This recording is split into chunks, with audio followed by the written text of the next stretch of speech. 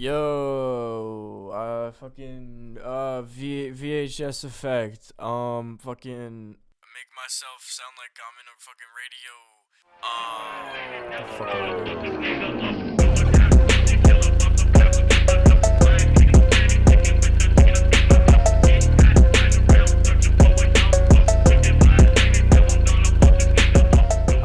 What's up, guys? It's me, Shadow. We're back again for another tutorial video, and this week we're gonna be covering how to make like a Freddie Dread Suicide Boys type beat, or like a Phonk, sort of like the racing aesthetic like type beats. Yeah, guys, it's been a minute. I just recorded the Wubs tutorial video, so I don't know which one's actually coming out first. I put a poll up, so yeah. What's up, guys? I've missed you. I've missed making videos. You know, I took a pretty fucking long break when 2021 started, but you know, the break's over. We're back. I'm gonna make myself be more consistent, and yeah, with that out of the way, guys, let's get into the video. If you like it, leave a like. Let's try to get 50 to 100 likes in the first week, and hit the subscribe button if you like these kind of videos. I'll put a playlist up in the top right of like all my tutorial videos. Yeah, guys, let's get right into the video. So starting off with BPM, I'm gonna set the BPM to 170. I think 160 to like, oh, even you could push like 200, maybe like 150 to 200 is a solid BPM range. And with that out of the way, guys, let's go into the channel rack and see what we did for sound selection. Alright, so this might look like a lot, but it's mostly just automations and like sound effects, so don't really worry about it too much. But yeah, for the drum kit, I downloaded this Phonk drum kit volume 5 from Reddit. I'll link it in like the description. That's what I use for basically everything, except for like the VSTs, which I use Purity. You don't need Purity, but yeah, we'll get to that when we get to that. So starting off, we have this sound right here, which is the Phonk kick 2. Then we have the Saudier snare, what the fuck, you know, like that. And then we have the video game crash sound effect. We have the 808 cowbell. For everyone who doesn't know where to find the 808 cowbell, so you're gonna go to PAX Drums Percussion, and it's the 808 cowbell right here. Comes with everyone's FL Studio, so you don't need to worry about not having this, but that's the classic like cowbell melody noise that everyone uses. Then we have 808E. Oops.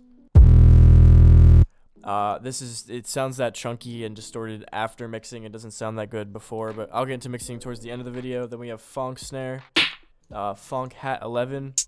We're going to ignore the samples and stuff. We'll get into that afterwards. This instance of Purity where I use this string noise. That's one of the strings. Then I have the second instance of Purity where I used fast strings. Yeah, like that. Purity 3 where I used that shit. So, what the fuck? I use that as like a brass noise. And then the last Purity, which is Marcato 5th, also in strings, sounds like this. Yeah, like a stabby string noise. Lots of strings, but that's all for the intro. If you guys don't have Purity, use like Sakura, use like Tyrell N6 for this beat. And then, yeah, guys, that's it for the sound selection. The rest is just a bunch of sound effects and manipulation that I'll go into later. Let's move on to how I actually made the beat now, guys. Alright, so starting off, we have this do or die loop. I got this from the Phonk drum kit. I'm not going to tell you guys how to sample and like chop and shit like that. I'm sorry. If you're looking for that, there's plenty of other Phonk tutorials out there that you could watch. This is what this little sample sounds like that I put over the beat. Every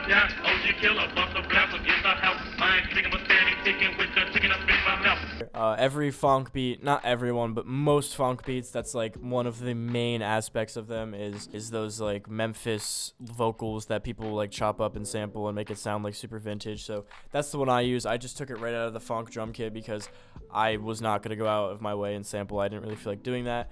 And then secondly, we have this sample, which is going to sound like this, and I actually will show you guys how I made this. I only exported this, but you could just do it with patterns. This is what this is going to sound like.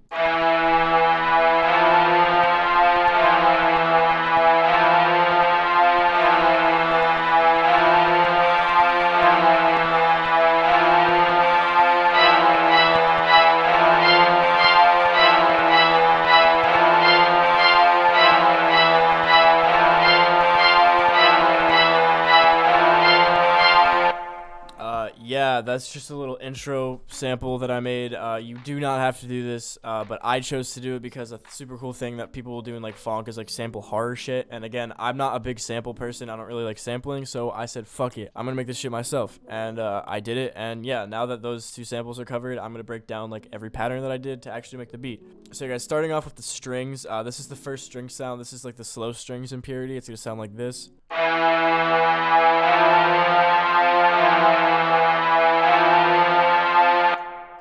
Super basic, minimal effects on it.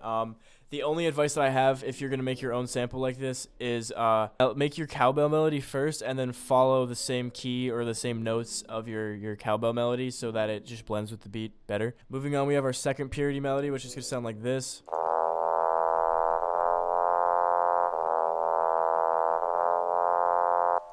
That's the trumpet noise that I used in like the brass section of Purity. You know, I just want to give some low end to the sample. Then we have this noise right here, which follows the cowbell melody that I haven't actually played you guys yet, but this is what this is going to sound like.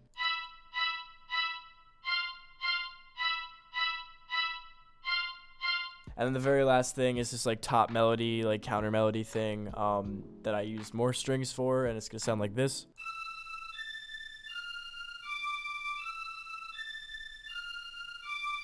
But yeah, guys, that's going to be the intro, and then basically I piece the intro together, and I just take the low-end strings, and I like slowly bring in each sound, and that's how I made that loop that you guys just heard.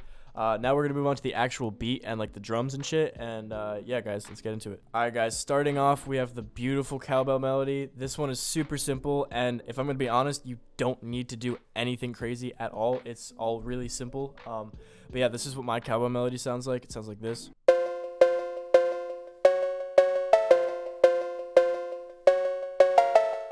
There are some effects on it, not really that much, just some like delay and reverb. As you can see, this is literally like 3 or 4 notes, like fucking super simple melody. So yeah, we have these 2 snares that hit where claps and snares hit all the time. You know, it's just gonna sound like this. Whoa, crazy, and this. Super simple, like the most simple you could get. And then even more simple, a 2-step hi-hat pattern. No rolls, no nothing, literally just gonna sound like this.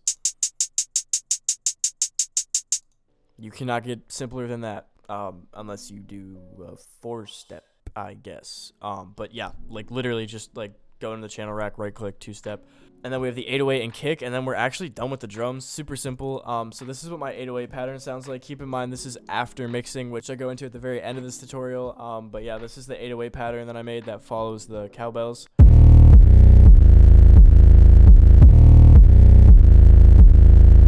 Again, super simple, super like bare bones, you know, nothing crazy, just like a downward progressing melody. I follow your melody, make something that sounds like gritty and old school. And then lastly, the kicks are going to follow the 808 pattern. I made the kick hit more than the 808 hits, and this is what the kick pattern sounds like.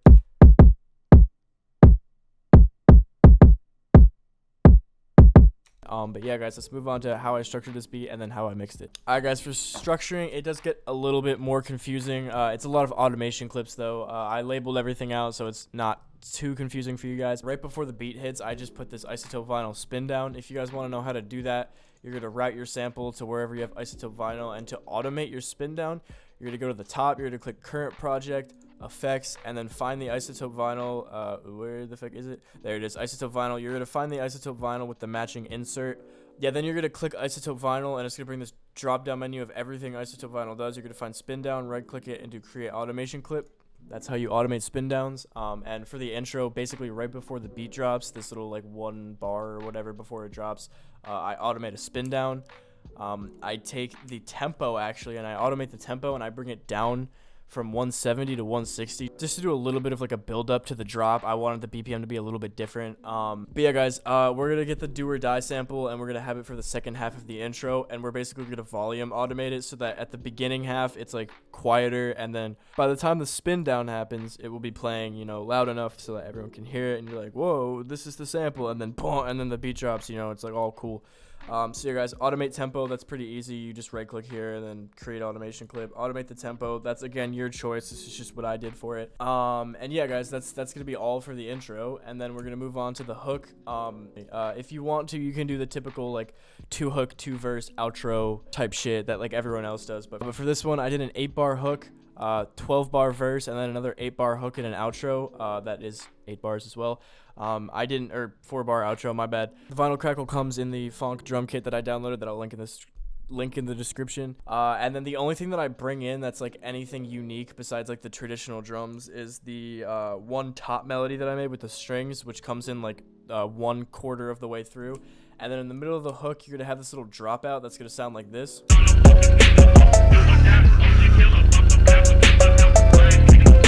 I wanted to do that to like just add that little like get over here effect, which again, all the effects that I used were in the Phonk drum kit. This is what this sounds like. But yeah, guys, super simple. And then for the verse, I EQ out the 808 so that it sort of drops out. I didn't want the 808 to be gone for the verse, but I also didn't want the 808 to be as prevalent as it was. So I just EQ'd out some of the high end, so it sounds more subby than it did before. For the second verse, I have the strings playing the whole time. And the only thing that's different that I did is instead of an effect at the drop, I took the vocal chop and I made it unique and pitched it down an octave, so it's going to sound like this.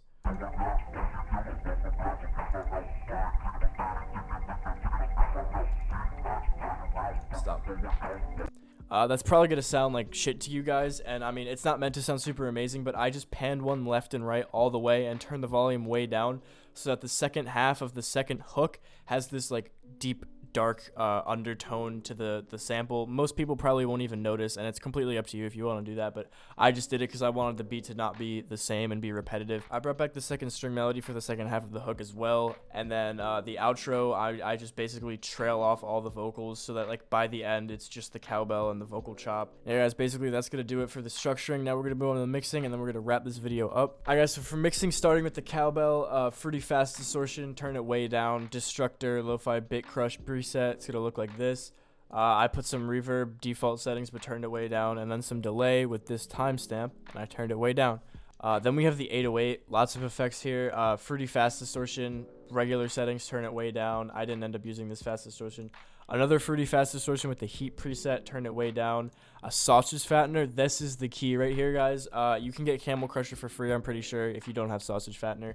But sausage fattener is what is going to make your 808s beefy. I don't usually use sausage fattener, but I did for this beat because it was perfect.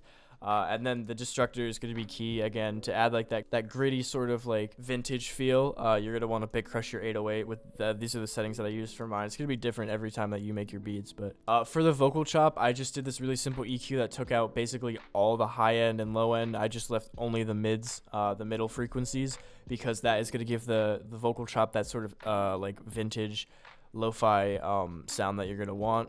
For the high-end symphony noise, I just used a Destructor, Bit Crusher again, and then a parametric EQ that takes out the highs and lows because I wanted it to sound vintage. And then the very last thing that I mixed was the kick. The kick hit hard as fuck. I just put a parametric EQ. I boosted all the levels and then mostly the low end. And then the very last thing I did that I don't know why I didn't go over first is the master channel. Remove your limiter and then put a soft clipper on it. That's it. That's going to make your drums hit way harder. The limiter is only holding your drums back. Yeah, guys, that's going to do it for the video. If you liked the video, leave a like. If you didn't, don't. That's fine. Hit the subscribe button if you like this video. I try to post these videos every week, sometimes every other week because I get lazy. And yeah, with that being said, guys, hope you enjoyed it. Have a good day or night. Peace.